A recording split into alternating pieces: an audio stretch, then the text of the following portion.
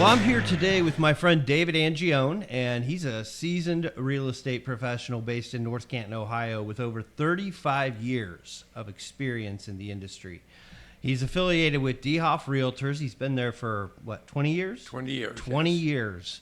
And he specializes in residential home sales, catering to a diverse clientele that really includes, first-time home buyers, veterans, people who are looking to downsize or expand their homes.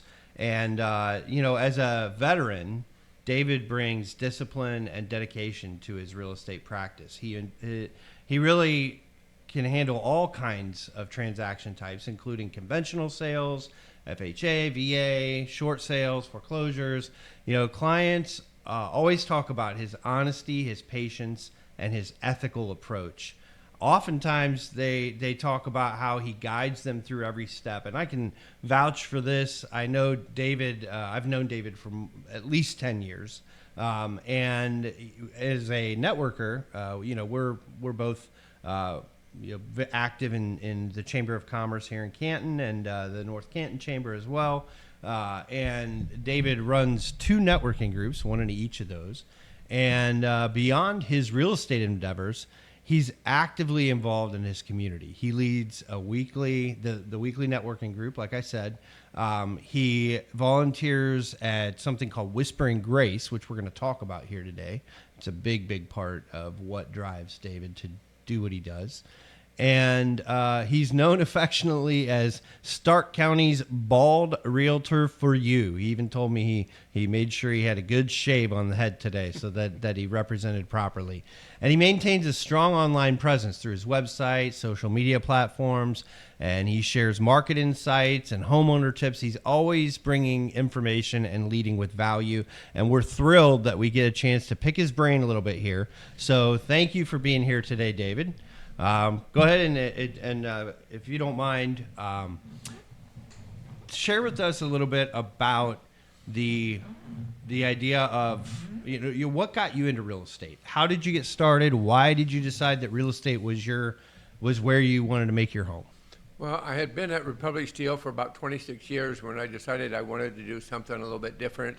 And when I bought my first home and then came time to sell it, I just didn't feel like I was represented well, and I wanted to make sure that the folks that I was working with were getting the care that they deserved in purchasing a home. It's one of the biggest buy things that we do, and it's important that they know that I'm here. I'm not just out there making a dollar, but that I care about them today and tomorrow. David Angione is not just about business. He's about relationships, service, and he's about coming up with creative ways to get things done for people. And that's my personal take on you, okay? As your friend, and Okay, has been, having known you as long as I have. So why don't you share just an experience, and you always have great stories to tell. So give us a story of a time where someone was really in need of, you needed to go the extra mile for them. And you don't have to give all the details. Obviously, we don't want to use names or anything like that. But, just what was something where you went the extra mile and it really, really paid off for you at the end? So I think it's, I remember one time being with a family, and the kids were there, and I don't know how they picked up on this, but they said, "Mom, he's selling our home, not a house." These were the kids. I mean, we're talking teenage kids. "Mom, he's selling our home, not our house." Yeah. And I can't tell you what I did, but somehow they caught that I cared more about them than the transaction, if that makes sense. Yeah, it does. So, it really does. and it just came out. That's good. I can see that coming through. So how did that affect the way that you handled that transaction? Did that have an impact on the overall? I believe it did, because I wasn't, again, just presenting a house, because now you're coming to look at the home, and it's a home. I very rarely will I sell a house. You won't even see that word in my written stuff. It's a home. Right. Because it's a big difference. A house is just a building.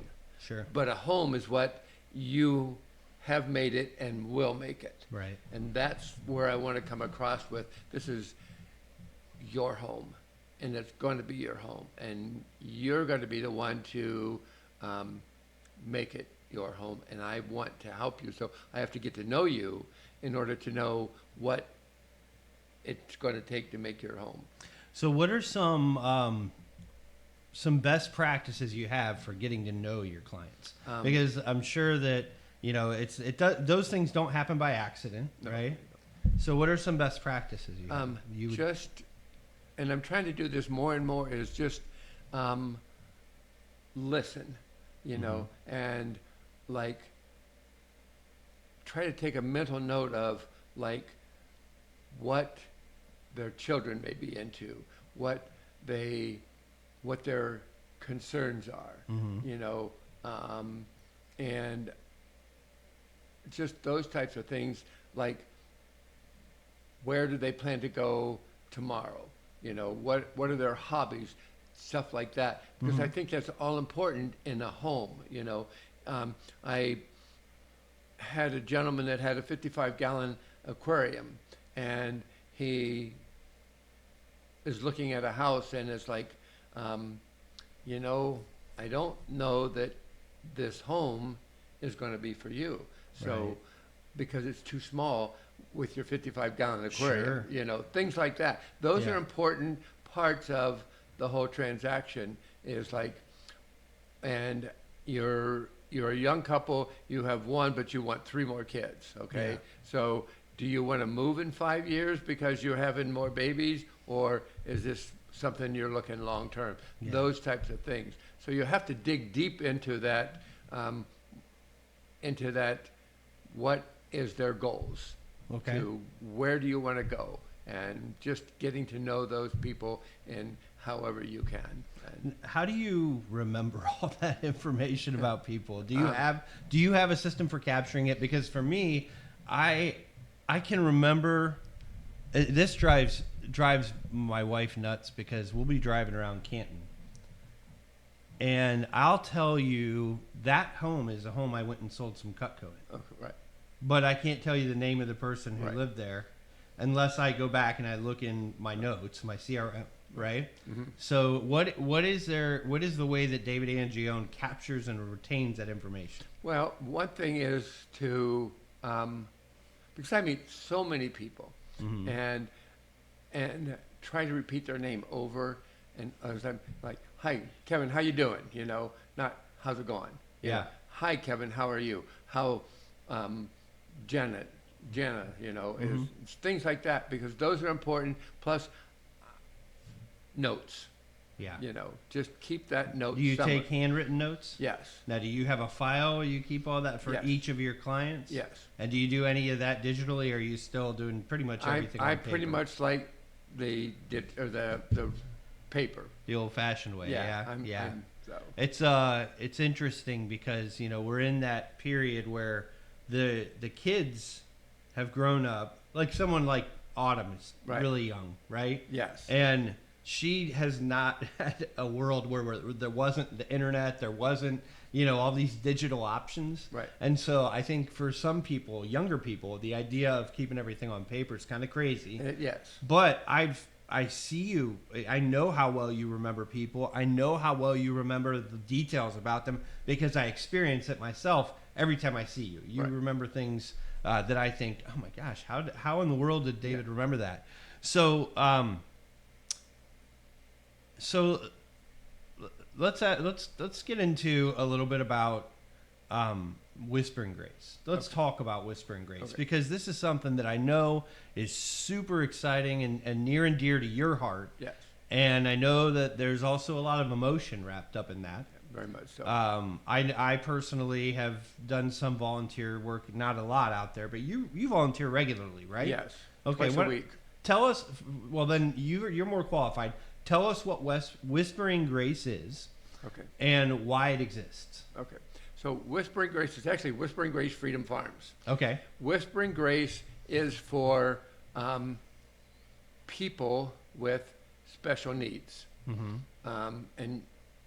and people who have been trafficked, and I believe also domestic violence. Okay. That's Whispering Grace, and they cater a lot to younger people, I think, but with the special needs. And it's amazing to see that you can go online and see some of the stuff that happens there. And I started out working with Lady Lucy down in Whispering Grace. That's where I got broke into it. And then they find out that I'm a veteran, so they moved me up to Freedom Farms, which is for veterans, and now has become also for veterans and first responders. And Oh, that's great. that is. And, you know, a lot of veterans who have been in war have a lot of PTSD and they don't even know it. So do first responders. You can only go pull somebody out of a car wreck or fire or whatever so many times and it not have an effect on you.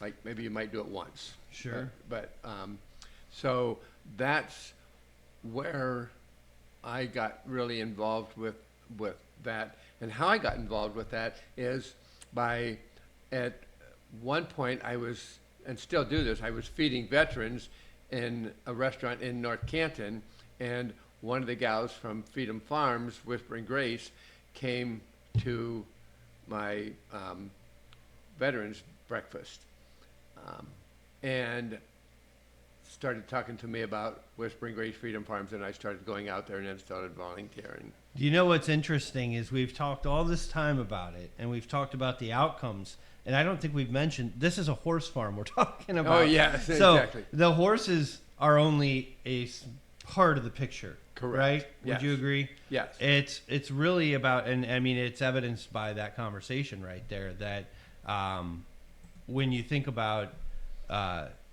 outcomes, it's more exciting to talk about the impact that it's had on people's lives Yes. than it necessarily is to talk about the horses. Now, just so that we can cover that part, where do they get their horses? How did this start? What's the story there? Most of the horses are rescue. Okay. And it's Bill and Marcia Shears, and they had been in dealt with horses for a long time and like thoroughbreds and race horses and all Right. that kind of stuff as far as I know. And they quit. And then I don't exactly remember how but they thought, well, maybe I can get back into the horses. And they started with Whispering Grace. Okay. And then someone came along and said, well, what about the veterans? So they built the barn for the veterans and stuff like that. So they had always been involved with horses. But then when they retired, so to speak, from that, then there was a period of time, and I think they probably started missing it. Like if you do something for so long and it becomes a part of you and you're no longer involved, how do I get back involved? And this was their way of being involved, rescuing the horses and giving back to the community as well. Wow. So Yeah. really kind of, it's a big endeavor. It is, But yes, they've sorry. done well. How long have they been around now? How long have they had I'm not sure how Whispering long Grace? it's been there, but it's been there for quite a while. Okay. Well, it is it's definitely an amazing group of people out there. I've been there on numerous occasions for just like one-day volunteer projects and things like that. My kids have volunteered out there. As a matter of fact, my niece volunteered out there, and it's had a positive impact on I think everybody Yes. that I've encountered that's interacted with them. So Well, what? So you're a veteran as well, yes, and you mentioned that there are a lot of veterans who deal with PTSD, right? Yes. And you're talking about Whispering Grace, and you mentioned that. What do you think? I'll tell a story if you don't mind. Nope. Okay? Go right ahead. I try not to take over the conversation in these conversations, but I have to tell a story. So when I was younger, my dad was also a Vietnam vet, Okay. and there's another story for another time. But my dad was literally living in Vegas, and he was homeless. Okay, but one of the places I knew he would go each day was the VA. Right? Because there were some services that you could get on a daily basis at the VA in Vegas. And so I had no way to get a hold of Dad. This was before cell phones. I was 17 years old. I went to Vegas on a Greyhound bus. And I had to sit at the VA and just wait it out until he showed up. Right? So I sat there all day, and I just had these conversations with a group of guys that were vets. Most of them were Vietnam vets. And because back then, it was something that was the time, right? And while we were talking, I saw that what was really helping them was just being there together, talking to each other, right? Having those conversations, knowing that somebody else is going through the same things you're going through. Do you feel like that's a big part of what they do at Freedom Farms? How do you feel about that? Yes, it is, because it's like nobody wants to feel alone. Right. And here's an example that I can give to you that really, I don't know if this gentleman was a vet or not, but on the corner of 12th and McKinley, and this is probably my favorite story that I tell. Okay. There was the guy there with his sign, and homeless, please help me, whatever, And I very rarely carry cash. So it's a hot summer day, and I pull up, roll down my window, and I said to the gentleman, all I have is this bottle of water. And I gave it to him. His response was to me, now listen to this, his response was, you see me. Wow. What a powerful statement. That's been 5 years at least, I think. Yeah. And it still impacts me. That is very profound. You see me. I don't know if I saved that guy's life that day, but it has had an impact on me to the point I'm very social and I talk a lot, but that has had an impact. So sometimes just smiling at somebody, you don't know if you saved their life or not. Sure. Or saying, you have a really nice smile, and things like that. Or compliment them on something about whatever, without being too over the sure over the line. You can't be too friendly, you Right, know. yeah. People misinterpret that. But definitely, when I think about I have this game I play too, where if I see somebody, I think back one specific instance that really stood out to me was I was at Target, and there was a lady just walking around, and you could just tell that she was not having a great day. Right. She was just, and I just smiled at her until she smiled back. Right. And when she finally smiled back, I thought, I hope she goes and gives that smile to somebody Right. else and passes it on. Right. You know what I mean? Because you can make a big impact on somebody just by being the one that smiles at them. Exactly. Right? Yeah, and it doesn't cost you anything. Nope. There's a couple years ago around Christmas time, and I won't go into a whole lot, and I found a statement that said, it costs a candle nothing to light another candle. Correct. And so I had those cards made up, put a little candle with it, and in one of the networking groups, I lit my candle and passed it to the next person. There were 20-some people in that particular spot. And go ahead. Yeah, I was there, I think, for Yeah, that one. yeah. Yeah, we did that. Yeah, and it's such a simple thing, One of the gals in the group, I had like 50 of those, candles and everything made up. And she said, can I take those with me to her next group that she was speaking to? Okay. And took those and the candles and lit them there, I presume. Yeah. You know, but it doesn't cost you anything to smile at somebody. That's right. You know, and it's probably the best gift that you could give to someone is you see them. Sure. You see them. We all want to be seen. And I don't know how any better way to say that. See me. You know? I think you do the same thing I do when it comes to eating out. You know, you're at a restaurant or whatever, and the first thing you do is learn the waitress's name, right? Yes. And the reason why, so you don't have to say "Hey you" or Right. "Excuse me," or nobody wants to be called "Excuse me," right? Right. That's what I tell my kids. I say, you know, if you find out the waitress's name, and sometimes they don't offer it, sometimes they do, but if you just ask the name, you can use it. And people's name is the sweetest sound they ever hear, It right? is. Yep. So And- absolutely, it's why, like when you said you remember people's names by repeating it a lot. Right. There's two benefits to that. It helps you remember, and it helps build rapport. It Because does. when you use somebody, as long as you're not weird about it, right? Yeah. Exactly.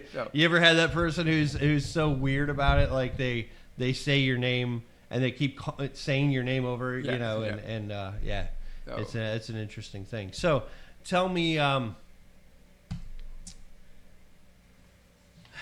if I ask every one of my guests this, okay? If David Angione had a theme song, what would it be? Oh boy.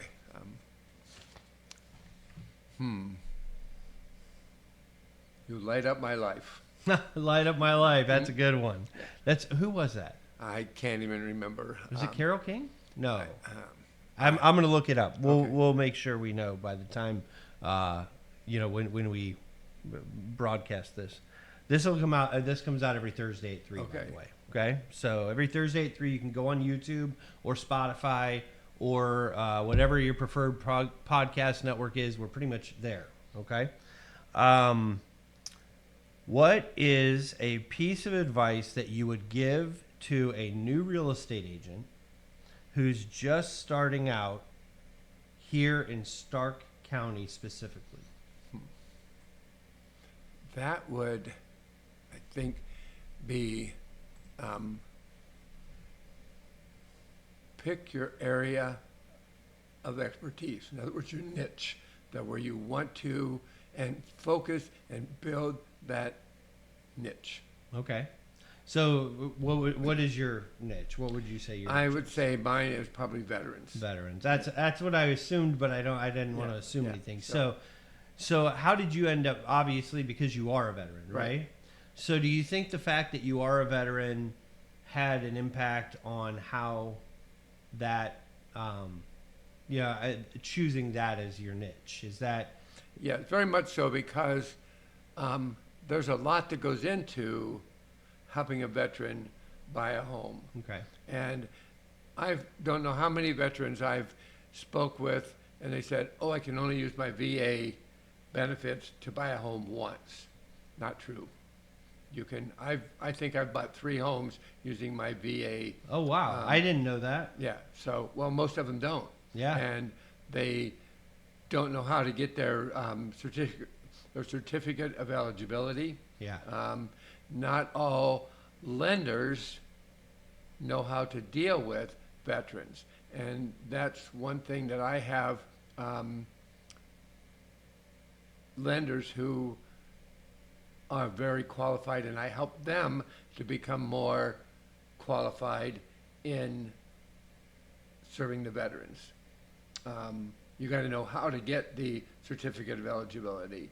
And there's nothing worse than working with a veteran only to get down to the close to closing and find out they don't qualify or haven't even got their certificate of eligibility because the veteran, or the lender, I'm sorry, doesn't know they need it or how to get to it. And it's a really simple process, but Yeah. most people don't know how to do it. And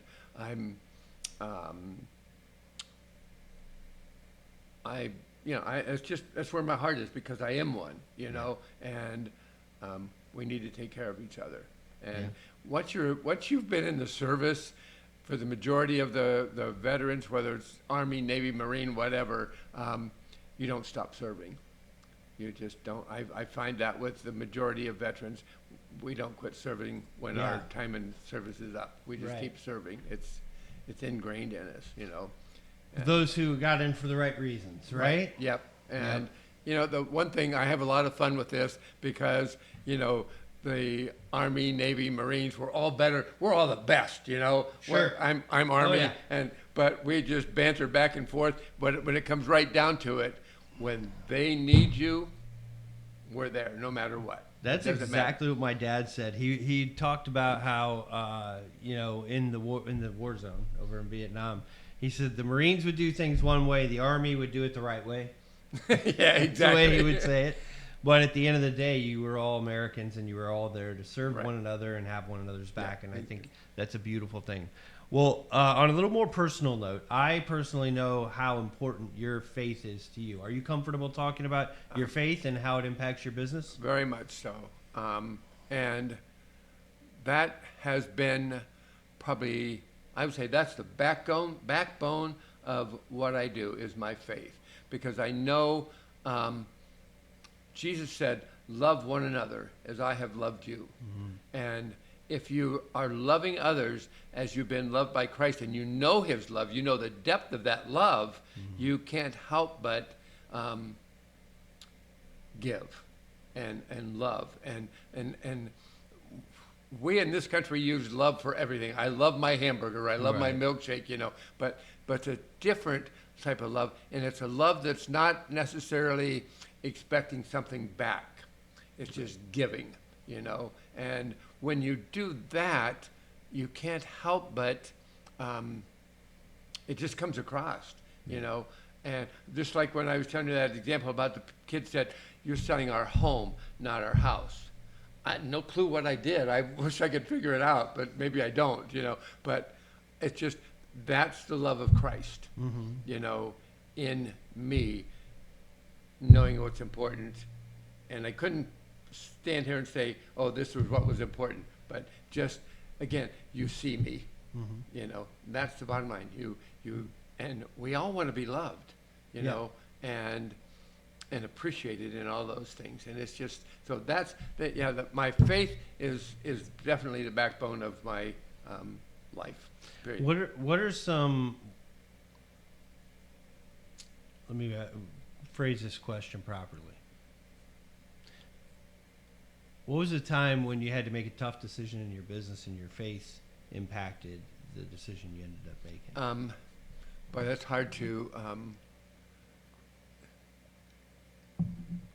that's really a hard one to answer because there's probably so many of them. But it's like, again, so I guess here's the thing, like, so a young family with a 2-year-old, okay, by a creek and a pond. And I'm like, they really loved the house and wanted it. But I think I'm saying to them, you know, I want you to think about this.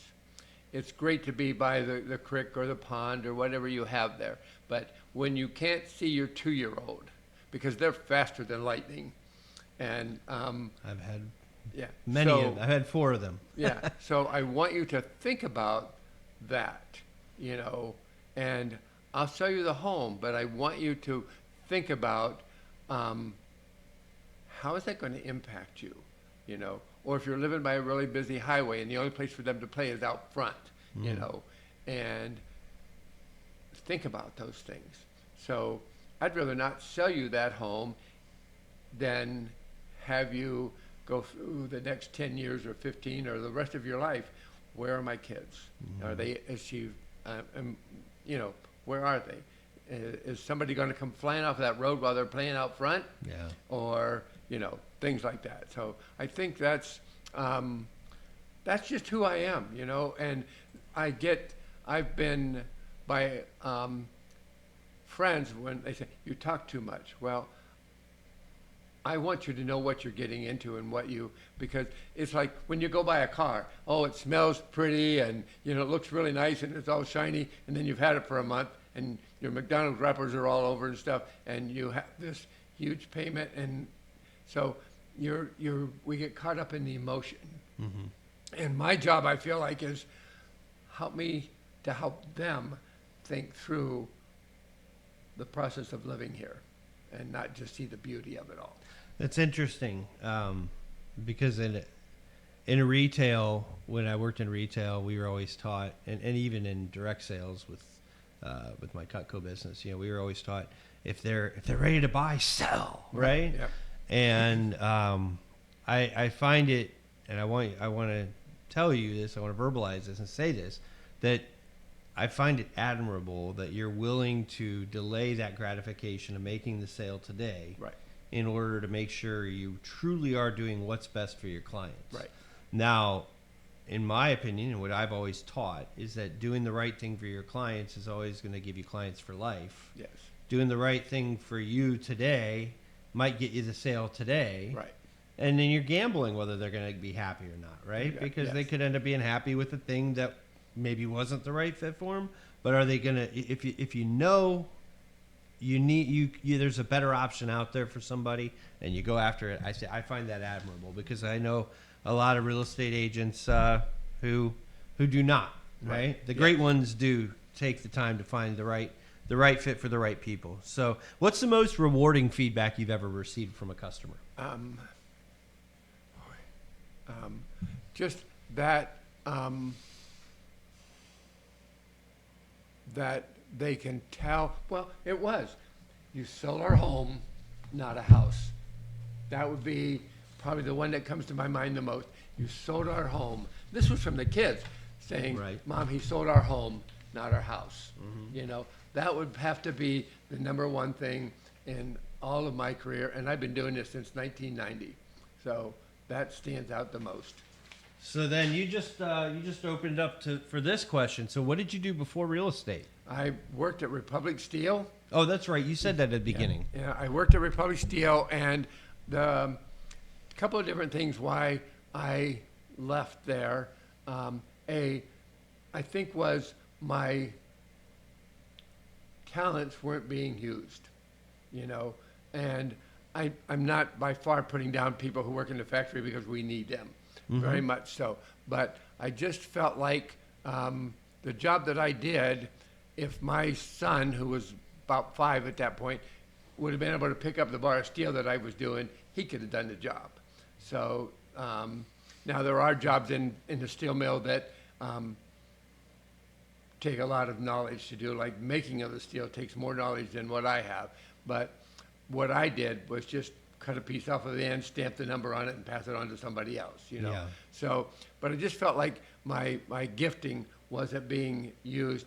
And I saw a lot of college kids come in and never go back to a career. They worked in the steel mill because they were making, at that time, maybe $15 an hour or whatever it was. Which was a lot at that time. Yeah, it was. I mean, But, and plus I could see kind of an end coming to the company, and I wanted out. And Yeah. so I took an early out and moved on. It was either become a realtor or a teacher. And I'm glad I chose being a real estate agent. I think you're both. Oh, there you go. I think you're a real estate agent, but I also know you have the heart of a teacher, because every time we come to tip clubs, and for those of you who don't know, tip clubs are just a small networking group that gets together every single week. If you're a member of the Canton Regional Chamber, or even if you're not, if you're here in Stark County, you should visit one of the many tip clubs. You can find the list on the Canton Regional Chamber website, cantonchamber.org. But every time you lead a tip club, you're teaching something. I can't even count the number of times you've shown up and said, I have a video to show you, or I have a puzzle for kind of something to think about, right? You're always trying to enrich other people, which I think is amazing. And the thing about that is, I don't even realize I'm doing it. I just do it. Yeah. And that's not about bragging or anything. It's just, it just constantly blows my mind when I hear statements like what you just made, because I'm just sharing what I've learned. And Yeah. sometimes not the easy way, but Sure. but and I think that's what life is all about. Share what you know, Mm-hmm. and let you do with what I share is up to you. So, So, how do you? Where do you get most of your clients from? mostly from a lot of them come from online where they go out and then but most of it is the ones I really like the best is when it's because they talk to you. A referral. A referral, Yeah. yes. That's the best shot is the referral. Oh, absolutely. And Referrals are the same way with you. The lifeblood, best thing for right? you is a referral. right. You know, Absolutely. and that's the number one thing. You Yeah. know, and you don't necessarily work at it. You just be you. Yeah. Just be you. That would be my piece of advice to everybody. Just be you. Well, for a new agent, that's what I was going to ask you. So, new agents, they're obviously they have to try to work their sphere. If they Right. don't, they don't understand the business, right? Right. But because if they think they're just going to run Zillow, Zillow leads or whatever, Yeah, that's it's not gonna we all work. know that doesn't create a business. You have to create a reputation and Yes. a business Exactly. simultaneously, right? Exactly. Yeah. So what are some things that you would say a new agent can do to make sure that in the long run they're getting those referrals? Because it is so easy for people to just forget Right. who they worked with, right? Yes. This is a statistic, of course, I talk about in my business all the time, where 89% of people say they're going to use the same agent again, but in the same study, it says only 12% use the agent they worked with before, right? Yes. So how do you bridge that gap? I think you need to stay connected one way or the other. Whether it's the you have the knives in front and you pull it out, and every time it has my name on it. Okay, Plus you need to have some type of a newsletter or something. People still read, Yeah. and not all of it has to be digital. Okay. Myself, I want a piece of paper in my hand. So do you send out a newsletter to certain clients? Yes, and magazines, and there's all kinds of different things that you can do. I'm working on revamping my whole newsletter that I want to send out to somebody. Okay. And that's not the easiest thing in the world, and that's where I have other people that I talk with and say, help me do this. Right. So no matter what you are, you always want to think about the person that you're serving, but it's okay to pull people in that you know, like, and trust. And Yeah. that's what networking is all about. You get to know those people. We have been in this group that we're in with the Canton Chamber that I facilitate, and the North Canton Chamber that I facilitate. Most of us have been together there for 10 years. So, I remember when we used to meet at Samantha's. oh yeah. Back when it was the Jackson Belden Chamber. Exactly, yep. And yeah. And and that's no matter what. It's like whatever you're doing, it's like people that you know, like, and trust. And I'm not going to refer Kevin to somebody just because I met him on the street necessarily. Right. But I know him and I know his character, and so I feel comfortable, and that's the important thing, because my reputation depends upon when I refer somebody. Right. Because if I don't really know them and refer them and they're not doing a very good job for somebody, then they're not going to trust my judgments. Right. And so that's important. So, but yeah, get to know the people, get involved in networking, get someone, if you're new, get someone to help you put together your newsletter. And I think it needs to be, you can go online and get newsletters, but it's not local. You Yeah. want local stuff, and volunteer. There's tons and tons of ways to get out there and volunteer. And if you see now, like I have my DHOF shirt on, okay? So I can volunteer and still wear my DHOF shirt. Sure. I don't do that at Whispering Grace or stuff like that, but you can do things like that just to promote yourself, and just get involved in your community. That's the number one thing I would say. Be involved in your community. Yeah. And let it be if it's not genuine, trust me, it will come through. Right. You know, so be genuine, be involved in your community, and Well, you do a great job of that. I'll tell you well, that. thank I mean, you. you are. It's like you're everywhere. I volunteer. I volunteer once in a while, a few times a year. I'll go to something. It seems like every time I show up, you're there. Whether it's the Hall of Fame festival, whether it's the a veterans breakfast or whatever. It's you're always. It seems like you're everywhere. So, well, I appreciate you coming and spending some time with me today on the podcast. It's always great talking to you. It's fun to get to share this with our audience as well. What is one final positive message that you'd like to leave with our Stark County business community listeners today? Just be you. Be real, be you. And make a difference in somebody's life by simply smiling. That's it. Well, that's been David Angione, ladies and gentlemen, and really excited to have him here today. And I hope that you got a lot out of this. And if you're a business owner here in Stark County who'd like to come and be on the Edge Branding podcast, then drop us a line. There's information below on how to fill out the application to come and be part of this. And also in the description, you're going to find David's website URL. So if you're looking to buy or sell, or you have a family member who's looking to buy or sell, David is definitely a guy who you can count on to take really good care of them. And thanks again for being here, David. I appreciate you, and we'll see you guys on the next one.